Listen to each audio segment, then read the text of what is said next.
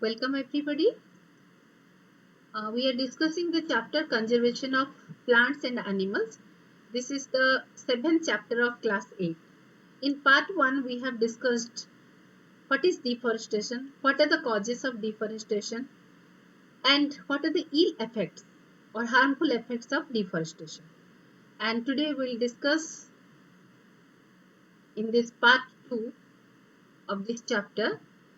In this part we will discuss conservation of forest and wildlife, biosphere reserve, flora and fauna, endemic species, wildlife sanctuary, national park, red data book, migration, recycling of paper, and reforestation. So let us start the discussion. So our first topic is conservation of forest and wildlife. So I have already told you in my first part of this chapter why it is important to conserve the forest and wildlife. And now we'll discuss what are the ways by which we can conserve the forest and wildlife. If we can conserve the forest, then automatically the wildlife will be conserved. So to prevent deforestation and for the conservation of forests and wildlife, the government has implemented many rules, methods and policies. And there are several other steps are also taken by government by creating the areas called sanctuaries, national parks and biosphere reserves where the activities like plantation, cultivation, grazing, hunting, poaching etc. are prohibited.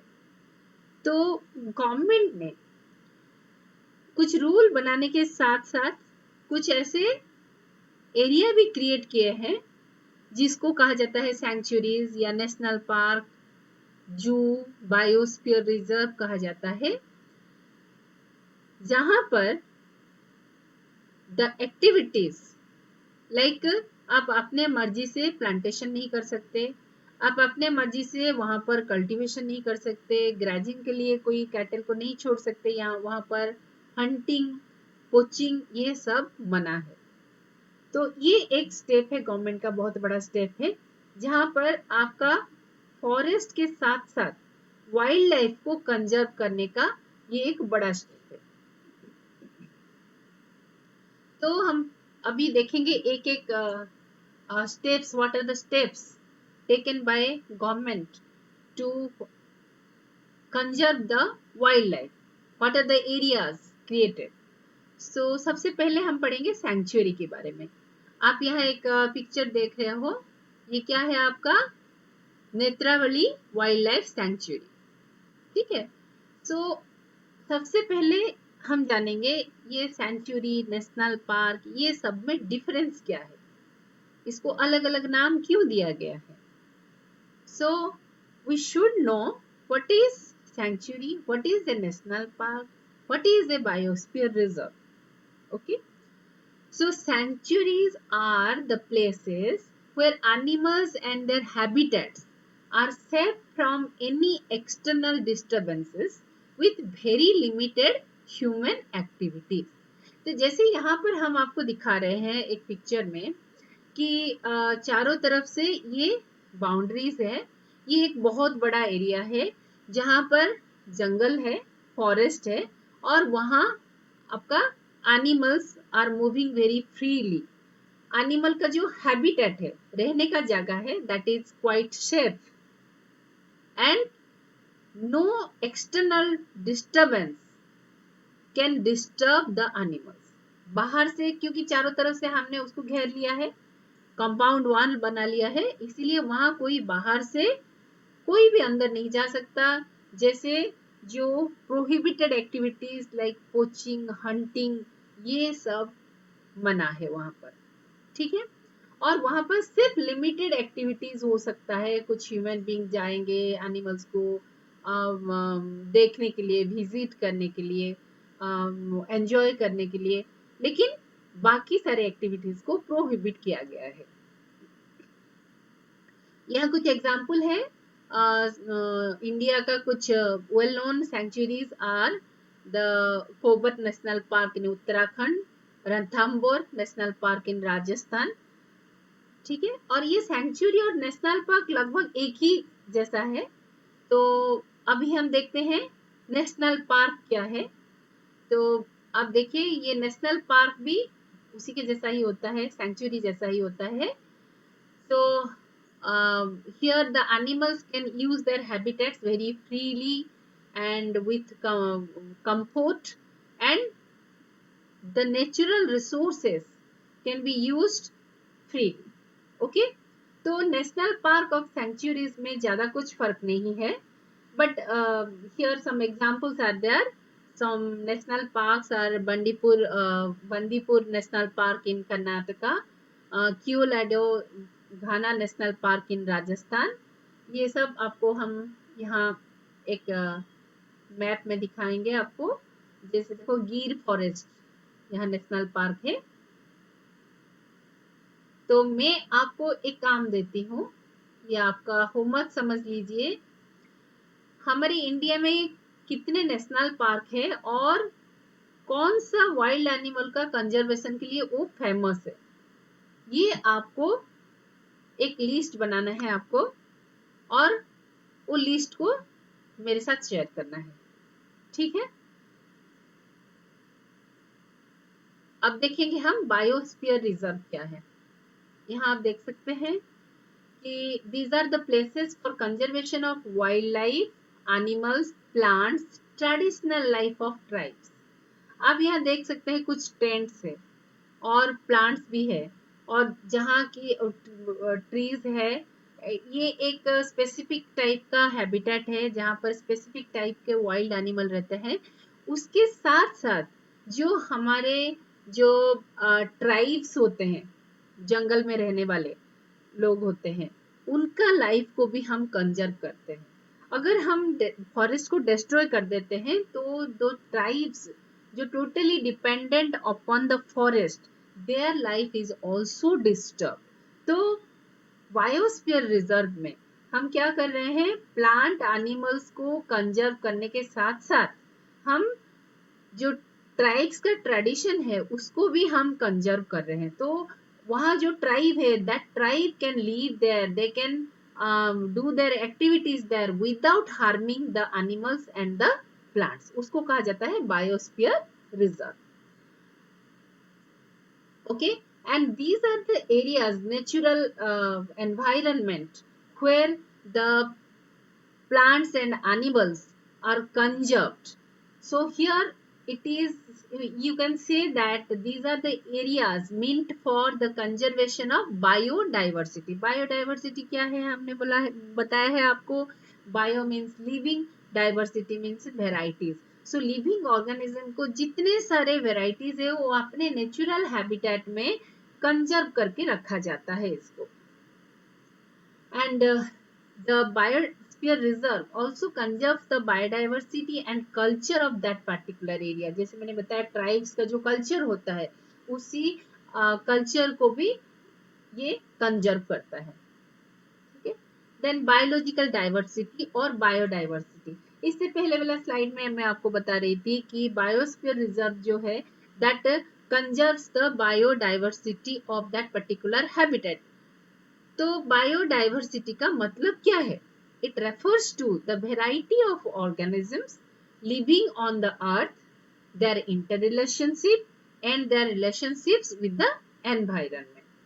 जैसे मैंने बताया, bio means living, diversity means varieties of organism.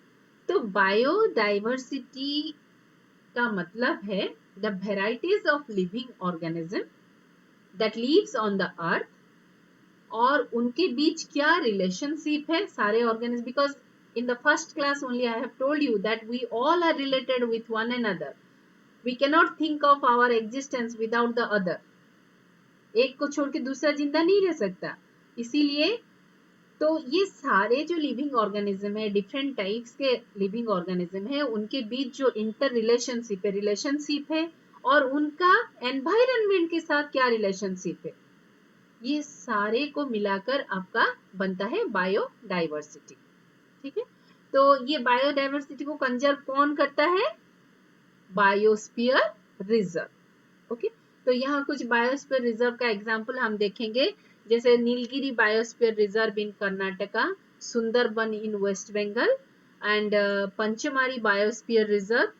जो scout guide में हो, आज नहीं तो कल कभी भी आप वहाँ अगर कंटिन्यू करोगे स्काउट गाइड में, तो डेफिनेटली ऑफिशियली या फिर अनऑफिशियली आप वहाँ विजिट जरूर करोगे।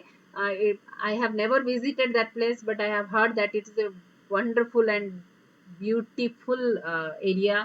इतना सुंदर है वहाँ का जो नेचुरल व्यू है, it is amazing, really amazing. Okay, so and in the Panchmari biosphere, the national park Satpura and two wildlife sanctuaries, that is Bori and Panchamari. You have to remember these names, especially Panchamari, then Satpura National Park and wildlife sanctuaries, that is Bori and Panchamari. You have to remember this. So these are located in Panchamari Biosphere Reserve. Yes, here you can see the graph of the map of Panchamari Biosphere Reserve, and that Biosphere Reserve itself contains many sanctuaries and national parks like Tawa Reserve, then Neemgan, then Panchamari Sanctuary you can see here, then here Panarpani Gate, okay, Panchamari, then here Bori Sanctuary I was talking about. So this map you have to remember where what is located, because this Panchamari Biosphere Reserve itself contains many sanctuaries, wildlife sanctuaries and national parks. Then come to the flora and fauna. What are flora? The plants of a particular region or area are called as its flora, and the flora includes all the plants, different types of plants. And in a forest, what are the flora? The trees, the shrubs or the herbs found in that particular forest. So generally the forest trees that include sal, coral, teak, mango, jamun, sunflower, etc. are some of the examples of flora. Similarly, what are the fauna? Fauna means the animals of a particular region or area are called fauna. Example of fauna includes all the animals: deer, lion, parrot, eagle, ant, goldfish, starting from small animals to the biggest animal. So here you can see the animals, flora and fauna, both are here. Now come to species. What is species? Species is a group of organisms which are capable of interbreeding. मतलब species किसको कहा जाएगा? The organism जो आपस में interbreed कर पाएंगे, reproduce कर पाएंगे, mating कर पाएंगे. जैसे आपको बता दूं, मैं एक एग्जांपल दे रही हूँ. One cow cannot interbreed with dog. Okay, so they are not same species. But cow can interbreed with another variety of cow, another variety of bull. Okay, that is the male version I'm telling. So एक cow bull के साथ, कोई भी variety का bull के साथ interbreeding कर सकता है, तो उसको हम बोलेंगे species. जितना ज्यादा क्लोज होंगे उतना उसको हम स्पीसीज बोलेंगे. उनमें काफी सारे कैरेक्टर्स, बहुत सारे कैरेक्टर्स का सिमिलैरिटीज होता है. That's why they can reproduce and give birth to the infants of the same kind and not of the other kind. If जो जैसे मैंने बताया, एक डॉग एंड काउ के बीच अगर इंटरब्रीडिंग होगा तो can they give birth to an offspring which will be similar to either dog or cow? ऐसा तो नहीं हो सकता, तो उसको हम एक स्पेसीज नहीं मानेंगे। They are different species. Those who can not interbreed, वो इंटरब्रीड नहीं कर सकते। लेकिन cow and bull they are of same species, so they can interbreed. Okay, they are only just the two gender, that is male and female. And as I said, the species, under a species, whatever organisms are there, they possess the same characteristics. Now the species can be of different types depending upon their existence. ये जो terms red में highlight किया गया है बच्चों, ये आपके लिए बहुत जरूरी है, समझना है, जानना है, और इससे दूसरों को अवेयर भी करना है। तो what are the species, different types of species? एक है आपका एक्सटिंक्ट स्पेसीज। एक एक्सटिंक्ट स्पेसीज क्या होता है? A species is said to be extinct when it is not seen in the wild for 50 years at a stretch.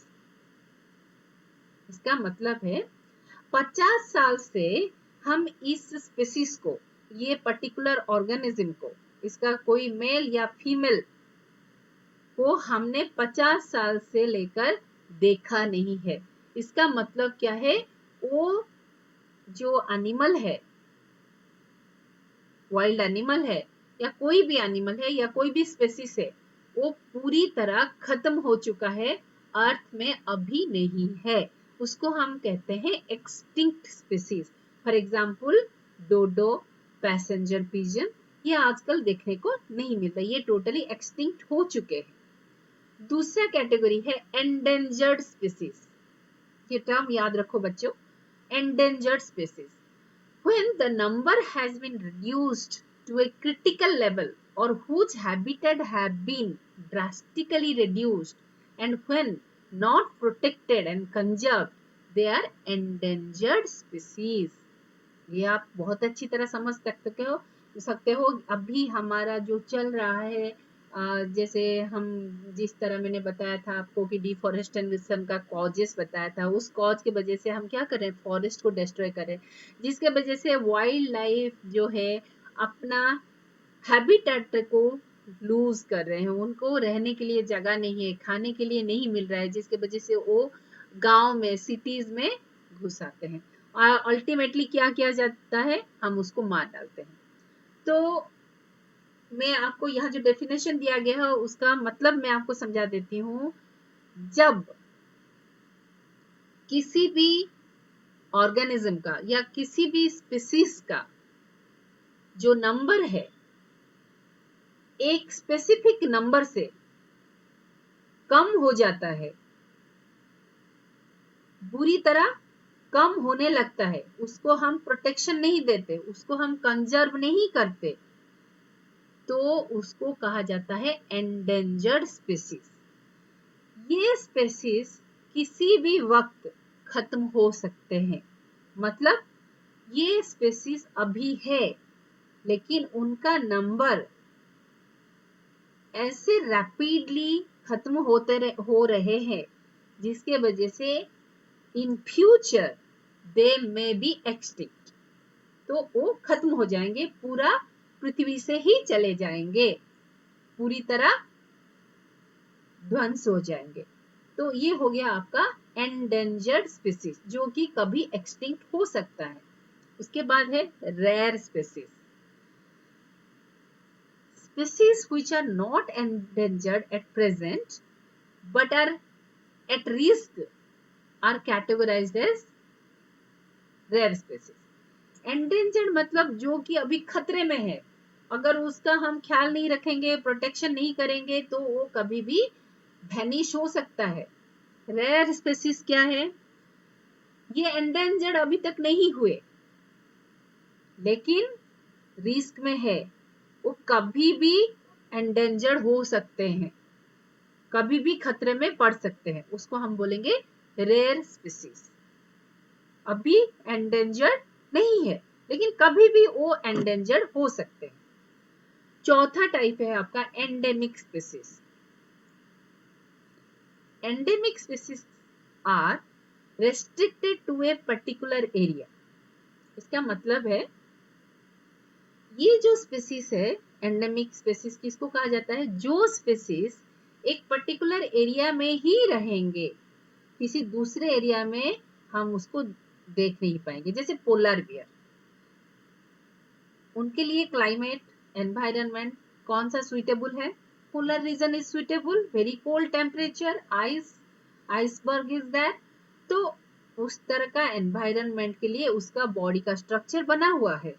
तो polar bear को अगर हम लाकर यहाँ इंडिया में रखेंगे which is lying in the tropical region, जहाँ गर्मी इतना ज्यादा होती है, तो क्या होगा, पोलर बियर सर्वाइव नहीं कर पाएगा। Naturally also that animal will never come to this place. ठीक है, तो एंडेमिक स्पीसीज वो स्पीसीज है जो कि उसी जगह पर ही रहेगा, दूसरे किसी जगह पर नहीं दिखाई देगा। जैसे we cannot see polar bear here, we cannot see a mango tree in polar region. Okay, so mango tree is a endemic species, polar bear is an endemic species of polar region, mango tree is a endemic species of India. Okay, so in this way, so these are the different categories of species. You have to remember, you have to understand, and I hope you are very much clear about the definition of each type of species. Now next come to the endemic species more elaborately. uh, as I said, they are confined to a particular country or particular habitat or particular state. Okay, if any destruction takes place at such habitat, then it could affect their population and could also endanger the entire species existence. इसका मतलब क्या है, जिसो देखो हम polar bear, अभी जैसे global warming हो रहा है, आपका धीरे धीरे टेम्परेचर बढ़ रहा है, वहां से आइसबर्ग जो है वो मेल्ट होने लगा है।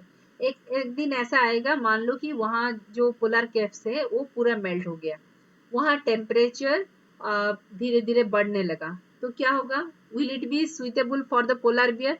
एब्सोल्युटली नॉट, कभी भी सुइटेबल नहीं होगा। तो क्या होगा, they can not move to other parts, क्योंकि उनके लिए और कोई जगह सुइटेबल है ही नहीं। उनके लिए जो सुइटेबल जगह था वो अभी नष्ट होने लगा है बिकॉज ऑफ ग्लोबल वार्मिंग। तो उससे क्या होगा, दे विल बी एंडेंजर्ड और धीरे धीरे एक्सटिंक्ट हो जाएंगे।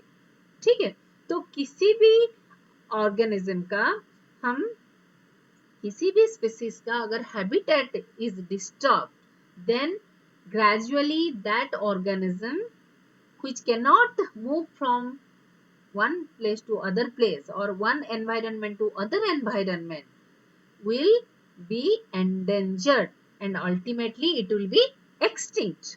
Okay, some example of endemic species are bison, Indian giant squirrel, and which are found only in Panchmari biosphere region. Even देखो in our country के अंदर ही देखो, this is a endemic species जो कि बाइसन और Indian giant squirrel आपका सिर्फ Pachmarhi biosphere reserve में दिखाई देते हैं और कहीं दिखाई नहीं देते। तो एंडेमिक स्पीसीज को हम खास ध्यान क्यों दे रहे हैं, क्योंकि उनके लिए हैबिटेट जो है वो कन्फाइंड है, रेस्ट्रिक्टेड है और उनका लिमिटेड है, ज्यादा मात्रा में उनका एनवायरनमेंट नहीं है, उनका हैबिटेट नहीं है। ऐसे नहीं कि हम उनका हैबिटेट लॉस कर दिए तो और कहीं चले जाएंगे, it is not like that. So we have to take much attention to these endemic species. Okay, so these are as I said, Pachmarhi में जो आपका wild mango tree and giant squirrel, ये मैंगो ट्री बहुत height का होता है, बहुत बड़े बड़े होते हैं। So giant squirrel which is found only in Pachmarhi biosphere reserve. Now wild life sanctuary, these are the areas reserved for protection and giving suitable living condition to the animal, जहां पर कि आपका मैंने जैसे बताया पोचिंग, हंटिंग सब बंद किया जाता है। और यहाँ हम सैंक्चुरीज के बारे में जब बात कर रहे हैं तो कुछ एंडेंजर्ड स्पीसीज के साथ रिलेट करके हम डिस्कस करेंगे। जो स्पीसीज खत्म होने जा रहे हैं उसको खास करके वाइल्ड लाइफ सेंचुरीज में रखा जाता है, उनको कंजर्व किया जाता है, उनको सही तरह ख्याल रखा जाता है ताकि वो रिप्रोडक्शन करे, उनका नंबर बढ़े। ठीक है, तो for example some endangered species like black buck, white eyed buck, elephant, golden cat, pink headed duck, घड़ियाल, मार्स क्रोकोडाइल, पाइथन, राइनोसेरस, ये सब कुछ एंडेंजर्ड एनिमल है। Even tiger, white tiger, royal Bengal tiger, ये सब आपका एंडेंजर्ड स्पीसीज है, उनको सेंचुरीज में रखा जाता है, उनका खास ख्याल रखा जाता है so that they will reproduce more and their population can be increased. ठीक है, and Indian sanctuaries have unique landscape, broad level forest sanctuaries जो होता है इंडिया का, खास करके वहाँ पर बहुत बड़े बड़े फॉरेस्ट होते हैं, माउंटेन फॉरेस्ट होते हैं, बुश लैंड होते हैं, या फिर किसी रिवर की डेल्टा में होते हैं। तो ये देखो, आपको अभी में हम बता रहे थे कुछ एंडेंजर्ड स्पीसीज जिनको वाइल्ड लाइफ सेंचुरी में पाए जाते हैं, black buck, golden cat, pink headed dog. So these are very very specific and endangered animals. The national park, as I said, these are the reserves that are large and diverse that provides protection to the entire ecosystem.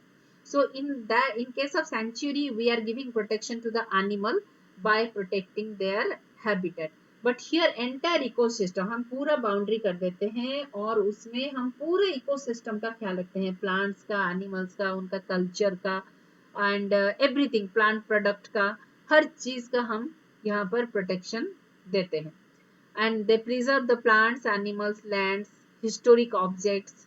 मान लो कुछ past में कुछ वहां पर कुछ मान लो कुछ monuments है या कुछ है टूटा हुआ है, उसको भी कंजर्व करके रखा जाता है। ये है स्पेशलिटी ऑफ नेशनल पार्क, जो कि सेंचुरीज में नहीं होता। तो हम खास करके सतपुरा नेशनल पार्क के बारे में पढ़ेंगे। It is the first reserve forest of India, very very important, you have to remember children. ये सबसे पहला reserve forest of India. The finest Indian teak is found in this forest. जो shine करता है, फाइन होता है, वैसा teak plant यहाँ पर दिखाई देता है। और rock shelters are also found in this park. ये पार्क में रॉक शेल्टर्स, पत्थरी चट्टानों में जो रहने वाले, वो भी दिखाई देते हैं। And there are prehistoric things found in this park showing existence of humans in this forest. जैसे मैंने बोला, हिस्टोरिक कोई चीज है उसको भी प्रिजर्व किया जाता है, कंजर्व किया जाता है। जैसे रॉक पेंटिंग, आदि मानव ने कोई रॉक पेंटिंग किया था, उसको भी, उसका भी ख्याल रखा जाता है, केयर लिया जाता है। और कुछ फिगर्स है जैसे एनिमल एंड मैन फाइटिंग कर रहे हैं, हंटिंग कर रहे हैं, डांसिंग कर रहे हैं, प्लेइंग कर रहे हैं। तो जितने सारे ट्रेडिशनल कल्चर का जितने सारे प्रूफ्स है, हिस्ट्री है, उसको प्रिजर्व करके, कंजर्व करके रखा जाता है। And one initiative, that is Project Tiger, very very important. Project Tiger was launched by the government to protect tigers in this place. Satpura में टाइगर को खास प्रोटेक्शन दिया जाता है, उसको कहा जाता है प्रोजेक्ट टाइगर। इसका मेन एम है क्या? To protect and increase the tiger population of the country. ठीक है, और पहले जमाने में क्या करते थे, in earlier times animals like lions, elephants, wild buffaloes were also found in this reserve forest. Yes, this is Satpura National Park located in Madhya Pradesh. So here in the India map you can see the national parks and wildlife sanctuaries of India. So in sanctuaries we are giving protection to the wildlife only, but in national park we are giving protection to the historic items, plants as well as animals. So this is the major difference. So if you observe very clearly, the wherever the plants are there, the trees, the symbols of trees are there, that is the location of the national parks of India. Okay.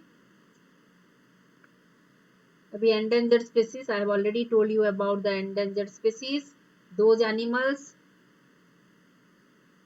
which are more likely to be endangered than the bigger animals. देखो यहाँ एक चीज हमको ध्यान रखना है, जिस animal का साइज बहुत छोटा होता है वो जल्दी एंडेंजर्ड हो जाता है बड़े एनिमल से, क्योंकि छोटे एनिमल का हैबिटेट बहुत छोटा सा होता है। हम अगर उसको डिस्ट्रॉय कर दे तो वो दूसरे जगह पर जाकर उसको एडजस्ट नहीं कर पाता, रह नहीं पाता, तो धीरे धीरे वो एंडेंजर्ड हो जाता है। तो इस तरह हम कुछ एनिमल का एग्जांपल जैसे snow leopard, giant panda, whooping crane, ये सब छोटे छोटे एनिमल्स है। इन लोगों का एंडेंजर्ड हो जाना काफी इजी है। और जब एंडेंजर्ड भारी मात्रा में एंडेंजर्ड हो जाते हैं स्पीसीज तो धीरे धीरे एक्सटिंक्ट हो जाता है।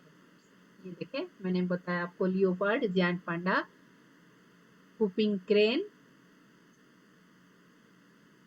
अभी इकोसिस्टम, हमने आपको बताया नेशनल पार्क में इकोसिस्टम का कंजर्व होता है। Then what is ecosystem? It is a system that comprises of all the plants, animals and microorganisms dwelling in a particular area along with non-living things like air, water, soil. Ecosystem का मतलब क्या है? ये एक area है जहाँ पर plants है, एनिमल्स है, माइक्रो ऑर्गेनिजम्स है, उन्हीं के साथ साथ आपके नॉन लिविंग थिंग्स है, और सब एक दूसरे के साथ इंटरेक्ट करते हैं and they live comfortably and freely. Okay, and in this system every individual has their own importance, and it is very important to maintain balance of the ecosystem for the proper functioning of the ecosystem. तो एक ecosystem में हर कोई animal का, हर किसी plant का रहना बहुत ही जरूरी है, अदरवाइज आपका इकोसिस्टम का बैलेंस खो जाएगा। जैसे मैं आपको फर्स्ट पार्ट में एग्जांपल दे रही थी कि जैसे मान लो कि हर्बीवरस एनिमल खत्म हो गए तो कार्निवरस एनिमल भी खत्म हो जाएंगे। अगर ये दोनों खत्म हो जाएंगे तो धीरे धीरे प्लांट बहुत ज्यादा हो जाएंगे, फिर उनके बीच कंपटीशन होगा, वो भी खत्म हो जाएंगे। सो इकोसिस्टम का प्रॉपर फंक्शनिंग के लिए हर एक एनिमल का इंपॉर्टेंस है। So we can not ignore this. ये एक इकोसिस्टम एक एग्जांपल है। आप देखो यहाँ पर living thing, non living thing, sunlight है, एयर है, वाटर है, these are non living, but living plant, animals, everybody is there and they are interacting with each other. Then red data book. What is this red data book? This red data book contains a list of all the endangered plants and animals. तो ये red data book को refer किया जाता है जानने के लिए कि कौन कौन सा एनिमल अभी एंडेंजर्ड हो चुके हैं। ठीक है, तो जो एंडेंजर्ड हो चुके हैं उनका खास ख्याल रखना है, खास प्रोटेक्शन देना है ताकि वो फ्यूचर में जाकर एक्सटिंक्ट ना हो जाए, खत्म ना हो जाए। Okay, so the books for plants, animals and other species are all individual, अलग अलग होता है। जैसे यहाँ पर मैं आपको दिखा रही हूँ लिमोर and Madagascar and the lemur of Madagascar and the Comoros. तो इस बुक में सिर्फ इसी स्पीसीज का, इस पांडा का ही कुछ स्पीसीज का और जो भी माडागास्कर में रहते हैं उन्हीं का एंडेंजर्ड स्पीसीज के बारे में डिटेल्स दिया गया है। तो इस तरह हर एक स्पीसीज का अलग अलग बुक होता है, तो that is known as red data book. Then migration. What is migration? It is the seasonal movement of animal, birds, etc. from one place to another in search for better climate, breeding place, food. आपने बच्चों ने देखा होगा या फिर news में सुना होगा या फिर अगर हो सके तो you are if you are living in Odisha, then definitely during winter season you visit to Chilka. In Chilka Lake there is a place known as Nalban.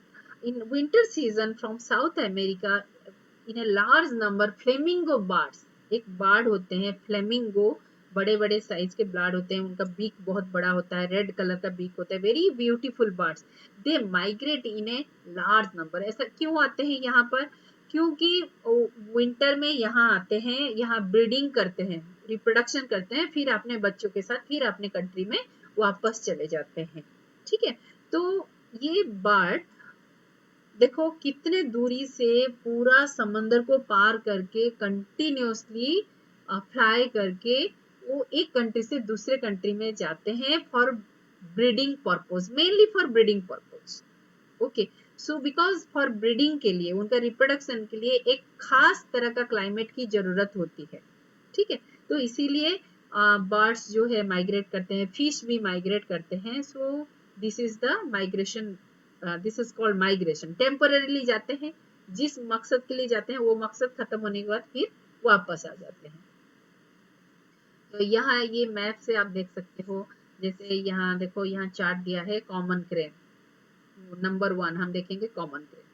Common crane किस रूट से इंडिया में आता है, आप देखो इस root से India में आता है। ठीक है, उस तरह आप दूसरे एनिमल को भी देख सकते हो।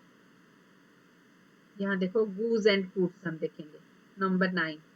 आप देखो गूज एंड कूट्स कहाँ से आते हैं, आप देखो इंडिया का इस पार्ट से, गुजरात से आपका साउथ इंडिया में आते हैं, फिर वापस चले जाते हैं। तो इस तरह उनका स्पेसिफिक प्लेस होता है from where to where they have to migrate. Then अभी हम जब इकोसिस्टम की बैलेंस के बारे में बात कर रहे हैं, तो हमको रिफॉरेस्टेशन की बात कर रहे हैं, डिफॉरेस्टेशन की बात कर रहे हैं, तो हमको इग्नोर नहीं करना चाहिए पेपर का यूज का। Because paper we are getting from the wood only, tree से ही हमको पेपर मिल रहा है। एंड पेपर के लिए, एंड पेपर का यूज को तो हम बंद नहीं कर सकते, but we have to recycle the paper. Paper को हम रिसाइकल कर सकते हैं। ठीक है, we can recycle the paper 5 times, 6 times, 7 times. तो उसको हम रिसाइकल करेंगे, थोड़ा क्वालिटी कम हो जाएगा बट हमारे काम में आ जाएगा। ठीक है, सो एक बड़ा रीजन है डिफॉरेस्टेशन का पेपर मैन्युफैक्चर, और जिसमें कि आपका बहुत सारे काफी कुछ केमिकल्स यूज होता है पेपर बनाने के लिए। And it takes 17 full grown trees to make 1 ton of paper। अब देखो कितना हम एक्सप्लॉइट करते हैं फॉरेस्ट को। 1 टन पेपर बनाने के लिए हमको 17 फुल ग्रोन ट्री, जो बड़ा बड़ा ट्री को काटना पड़ रहा है। ठीक है, so that's why it is we all are advised to save, to reuse and recycle the paper। Paper को जुडिशियसली यूज करना है। उसको अगर हम पेपर को अगर जुडिशियसली यूज नहीं कर रहे हैं, सही तरीके से यूज नहीं कर रहे हैं, मतलब हम अपने मदर नेचर को रेस्पेक्ट नहीं दे रहे हैं। जो ट्री है, जो प्लांट है, हम उसको रेस्पेक्ट नहीं दे रहे हैं। We are not taking care of the trees. So paper can be recycled 5 to 7 times for use। So please children, always be judicious in using your paper। Copy पे आप लिखते हो, हाँ ठीक है, एग्जाम हो रहा है, स्कूल में कॉपी मिलता है तो जैसे तैसे करके पेपर बीच में छोड़ देते हो, 3-4 पेज, फिर आप लिखते हो। Don't do like this children, because paper comes from the tree, and without tree we cannot have our existence। Then deforestation, तो अभी डिफॉरेस्टेशन जब वो कर रहे हैं, तो अभी ऐसा टाइम आ चुका है और हम लोग कर भी रहे हैं, लेकिन जिस रेट में आपका डिफॉरेस्टेशन हो रहा है, उस रेट में रिफॉरेस्टेशन नहीं हो रहा है। आप देखो, एक जंगल को साफ करने के लिए आपको हो सकता है कि 2 दिन, 3 दिन, 4 दिन, 5 दिन, 1 महीना लगेगा, लेकिन एक फॉरेस्ट को बनने के लिए hundreds of years लग जाते हैं। सो रिफॉरेस्टेशन से अच्छा कि हम फॉरेस्ट को ही खत्म होने ना दे, फॉरेस्ट का ही कंजर्व करें। ठीक है, एनीवे, तो रिफॉरेस्टेशन क्या है? It is the construction of new forest by planting the trees. तो रिफॉरेस्टेशन के लिए क्या क्या स्टेप्स लेना है? Try to implant new plants of same species which were present before. आपने देखा होगा गवर्नमेंट ने जगह जगह पर एक तरह का प्लांट को लाइन में पूरा एक सिस्टमेटिक मैनर में ग्रो किया है। So that is one step for towards reforestation. Try to plant the same और more number of trees as are cut. जितना प्लांट हम कट करते हैं, उससे कहीं ज्यादा प्लांट आप प्लांट करने की कोशिश करो। Natural reforestation, it is the natural growth of trees taking place at a deforestation site if left undisturbed। No human involvement is needed in this case. तो रिफॉरेस्टेशन का दूसरा तरीका है, कहीं पर अगर आपने फॉरेस्ट, अगर फॉरेस्ट फायर की वजह से डिस्ट्रॉय हो गया तो उसको आप डिस्टर्ब ना करें, तो अपने आप वहां पर धीरे धीरे एक नया फॉरेस्ट बन जाएगा। और सबसे लास्ट में हम आएंगे फॉरेस्ट एक्ट क्या होता है। फॉरेस्ट को प्रिजर्व करने के लिए एक रूल बनाया गया है कि फॉरेस्ट में जाकर आप अपने मर्जी से किसी भी पेड़ को आप नहीं काट सकते। Forest department is there, they are taking care of this trees, plants of the forest. तो फॉरेस्ट में जाकर किसी एनिमल को हम अगर मारते हैं या विदाउट परमिशन अगर हम ट्री को कट करते हैं तो हमको पनिशमेंट होता है। So what are those rules, and those rules are called your forest act. तो यहाँ देखो एक फॉरेस्ट बनने के लिए कितने साल लग जाते हैं। आप देखो पहले देखो यहाँ फॉरेस्ट नहीं था, यहाँ कुछ नहीं था, सिर्फ चट्टान था। तो यहाँ से धीरे धीरे धीरे ये बनते हुए कैसे किस तरह ये फॉरेस्ट बनता है। तो ये फॉरेस्ट बनने के लिए हंड्रेड्स ऑफ इयर्स, 100-200 years लग जाते हैं। तो you have to be very very careful about this. Okay, so this is the end of the chapter. So children, in this chapter we have uh, even though it was known to us, again it is just refreshment of our knowledge, and we got aware of the different types of species and why it is important to conserve the wildlife, why it is important to conserve the forest. So now children, it is your duty, being the future citizen of our country or being the responsible person, responsible fellow, it is your duty to spread this awareness. Not only to spread the awareness, you have to take care of the motherland, mother earth. Okay, thank you children, thank you for watching this video. Thanks once again. And you have, if you have not subscribed my channel, please please please subscribe and like my video, and please don't forget to give your valuable comments. That will be an inspiration for me and motivation for me. Thank you once again.